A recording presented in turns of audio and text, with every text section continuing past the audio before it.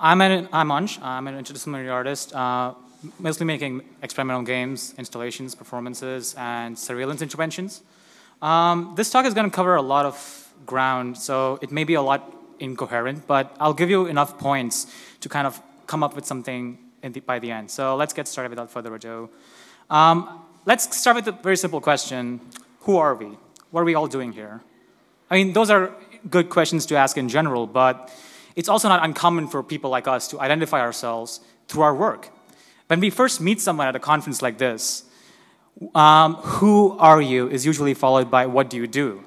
Our roles underline our names in our business cards. We put ourselves in boxes for others to easily understand us. Indie developer, designer, programmer, artist, critic, composer, manager, etc. And that first makes sense, right? As people involved in game development culture, we've worked for a good portion of our life. And that culture sure does love to remind us how much we work. From sponsored events like game jams, where people provide voluntary free labor to spend a weekend without sleep to just make a game, to QA testers who are treated like shit because the industry loves to exploit the passion of those wanting to break into the industry. I mean, let's be honest, this is also the industry where we also utilize the labor of playtesters and all those kind of things, and then never really properly give them their dues. It's also the industry where we have an organization that apparently stands for developers, but is also headed and funded by the industry. And of course, we are all familiar with the industry's obsession with crunch through intake of caffeine or Red Bull. Our passion is equated by our labor and how much we produce with that. But how exactly did we get here? I feel that's similar to how some fields love fetishizing the genius who retreats to a cabin to make his masterpiece. We love fetishizing the craftsperson, the person who learns one skill to make one thing, and then hones those skills repeatedly. And in some ways, a lot of us do the same thing. That's not necessarily a bad thing, but it's a very different thing from creating. It starts with, I want to make a game about X, or Y is interesting, can I make a game about it? And then someone usually opens Unity and makes a new project. When we see something cool in a game, our first instinct is to usually learn about it. That's a good thing. We ask, how did you make this happen? This doesn't seem like a Unity game at all. Instead of wondering, why did they decide to make that happen? The conceptual is pushed behind for an obsession over the material aspects of a game. But for what exactly? I mean, it is a pretty obvious statement at this point, but when you are working with any tool, it is a collaboration with that tool itself, and your processes will be shaped by that of the tool. If we all end up using a set number of tools, they will all end up becoming dictated by the material processes of those tools, and they tend to bias towards. For instance, Unity makes it easier to do 3D and lighting, and hence it biases towards well-lit 3D worlds instead of multi-channel AV. Any change to these tools and engines will shift the global bias of the kinds of works that people can make for these tools. So where does this problem exactly come from? I find that as a culture, we still haven't exactly gotten over our essentialism on exactly what games are. We might have started talking about games and what they can be, but our perceptions are still very much grounded by their material reality. Games as something tangible, something interactable, something where I'm holding a controller or a card or something that I can buy from a store. Games built upon very solid, discrete, coherent ideas. A game about X, or a game where I do Y, but with a Z. Our medium in many ways is stuck in an essentialist phase. The general discourse in game culture reminds me of Plato's geometry, which is about trying to put everything in discrete boxes, defining their characteristics as their points.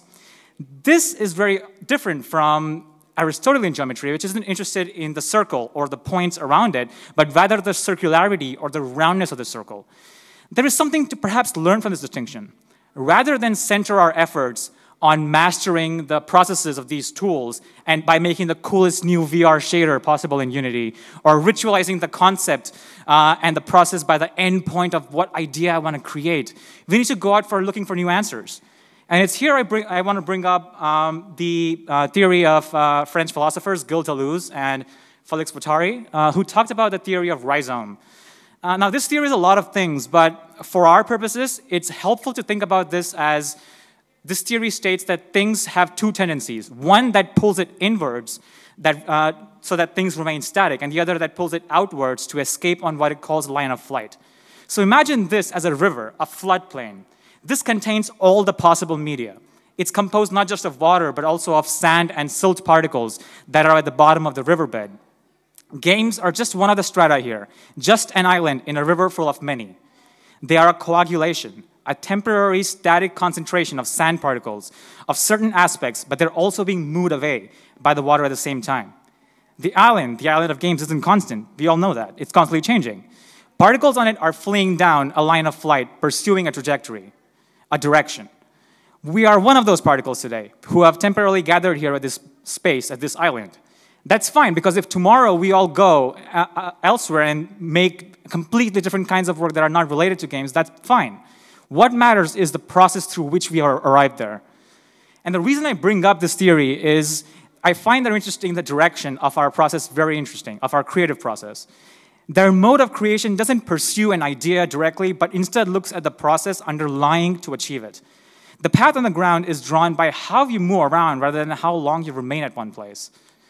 If you look back at the Platonic geometry, for instance, this is how it looks. All our ideas bouncing within a neatly defined circle that encompasses all the traditional video game genres and the meanings that they contain. A hybrid beat-em-up, roguelike RPG, a farming simulator with puzzle mechanics. You end up circling around the same points where your creativity is stuck in permutations and combinations. This is unlike the Aristotelian idea, which this is what it looks like from our process-centric view. It asks genre, what do you mean by a genre? What's roguelike? It asks you to treat your work, your own process, as its own discipline.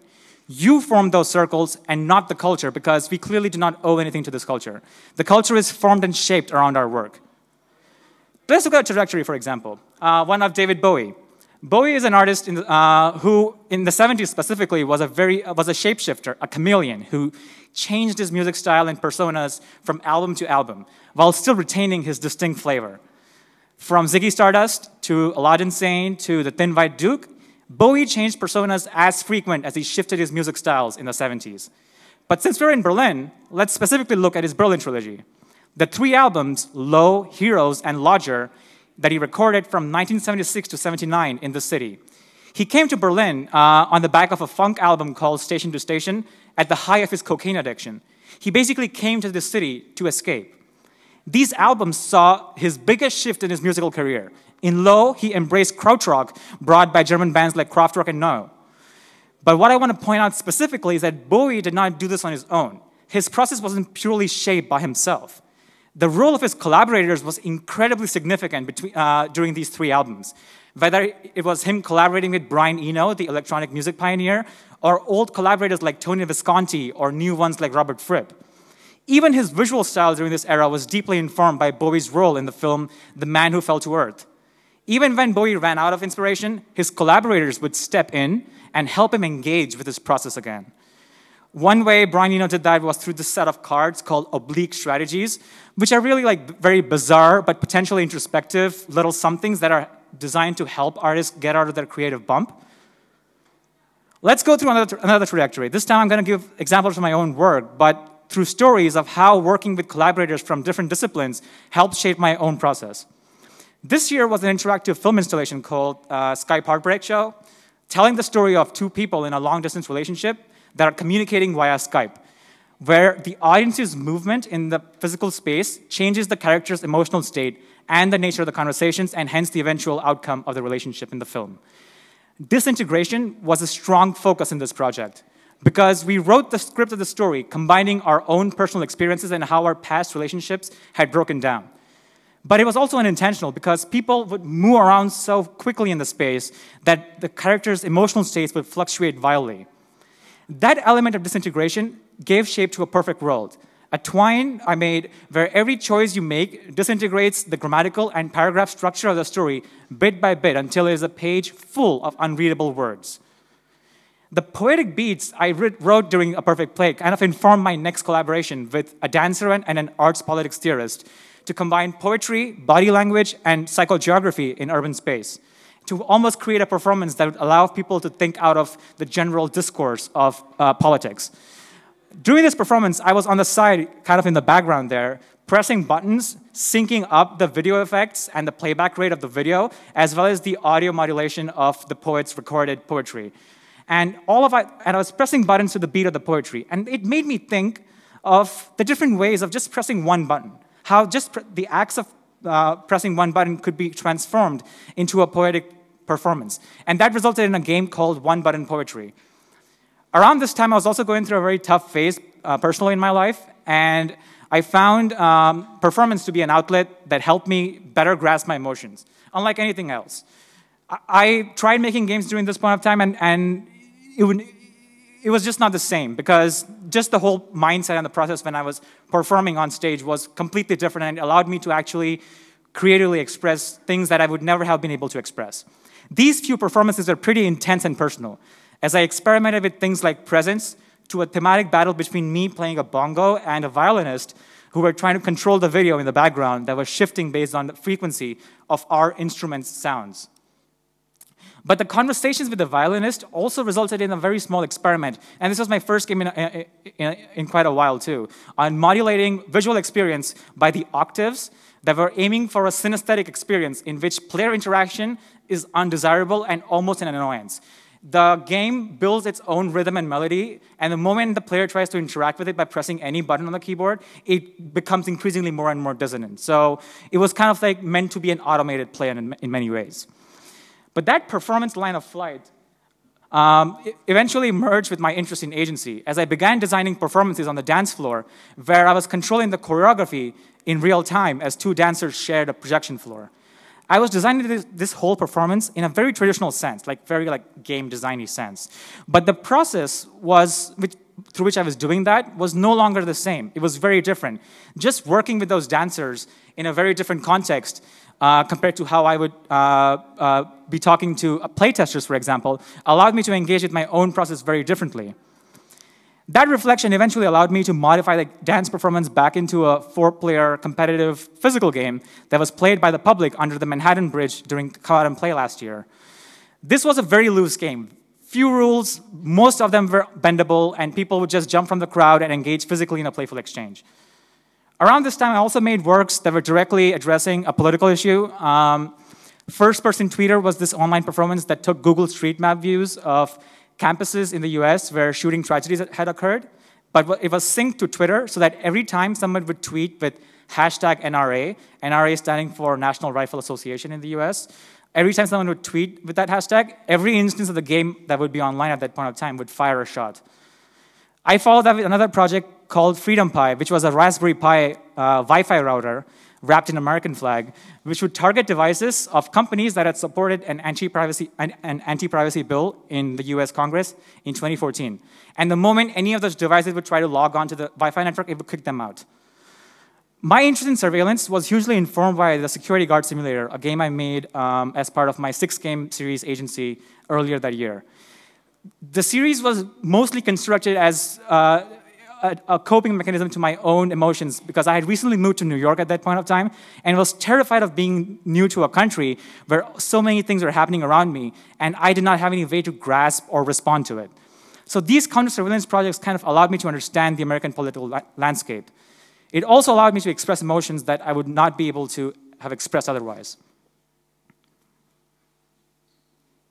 I bring this up because all of these cases, as with other projects of mine, process was shaped by working with these collaborators. During collaboration, we would engage in a negotiation of our own individual processes as they would work together on it. Those little exchanges initially, because we all came from different fields, we all had different spheres of knowledge. But as we would try to engage in this collaboration, all of those spheres would become more bendable, they would become more fluid. So as we start understanding what exactly is happening, we would learn more about our fields and our own specific thing. It gave me a new perspective on my own work and shaped my process. Even the games that I made were not inspired by strict, coherent ideas, but were instead following a direction of the process. Each negotiation like that had something to give. And without working with them, I would have never gained that. As creators, I feel like we are doing injustice in many ways if we are just boxing ourselves in one specific field and becoming a craftsperson. Being a craftsperson is one thing, and being a creator is a separate thing. They may have certain intersection points, but I still think there are two very distinct entities. I may have begun as a game designer or a programmer at some point, but I certainly cannot identify my creative process as that anymore. Then why do we still do that? Why do we still set ourselves in set-defined boxes? Why do we choose to use them as points of identification rather than points of reference. I mean, I do know that like genres and all of those things are important reference points, but we don't need to necessarily identify ourselves as such. Especially when we're living in an age where our attention is commodified between different websites, devices, who is the loudest, who makes the most controversial tweet leading up to the release of their new game. It's all about grasping that attention that is so contested in this day and age. All the while that the island that we're standing on is increasingly getting smaller. And that applies even beyond Steam. Steam and itch.io, because it applies to the global economy in many ways too. We've had countercultural movements, like alt games, but even they were transient. They were meant to be transient. Alt games are dead, and that's a good thing, because those processes and those movements are only a snapshot of what the game's culture is going through at that point of time. A lot of alt gamers I know are no longer making games. They're making different kinds of work. And that's fine, because they chose to not be part of the culture or not make the same kind of work anymore. Alt games might still be used as a word now, but it's kind of like indie. It's a word that doesn't mean anything to anybody anymore. Which brings me to a point I made earlier. We're not obliged to work under one field, one culture, by limiting our creative exercise. There are creative folks everywhere with whom a potential collaboration can challenge our own creative process. If we are standing to learn so many interesting things about our own creative process and make potentially cool things with people from other fields, what is exactly stopping us? Is it the tag we wear called game developer, programmer, and animator, or things like those that provide us comfort and security? Is it this culture specifically, the games culture? Is it the love and passion we have for this culture? A better question to ask is, does this culture deserve our love and passion? Community is a separate thing than the culture. Does this being part of a culture and celebrating it as we are here also mean that we are dividing ourselves from the rest? Because let's not pretend that there are walls when there aren't any. Because in the city, when walls came down more than 2 decades ago, it marked an important landmark point in the history of the modern world. So we should almost set aim to not build any more cultural barriers. Sure, we could have a wall and build our own countries, honing and refining our skills separately in those set boxes, by making the most certified fun local multiplayer game, designing the perfect trick-taking game, or building a Unity shader so advanced that GPUs would fry. Or we could walk past these walls and move more fluidly between fields, to meet and work with people from different disciplines, to try to understand their process and see what they have to say about our own. Maybe we can learn a lot of things from them. I'm sure we can. To realize potential collaborations with other people. Because I think we are all creative, and there's nothing special about what we do. We are all creative by its definition, and we would all be doing creative labor. Everybody in the world would be doing creative labor if it weren't for an economic system that forced us to do wage labor or freelance just to subsist and survive. Because then we just end up pushing our creative time into those little pockets of night or off when we're off work. But even that wall of neoliberal capitalism will come down someday. But for now, let's break this wall by making things with others, by merging our individual processes, and by making things whose conception isn't materially bound in any one single culture's transient definitions. Thank you.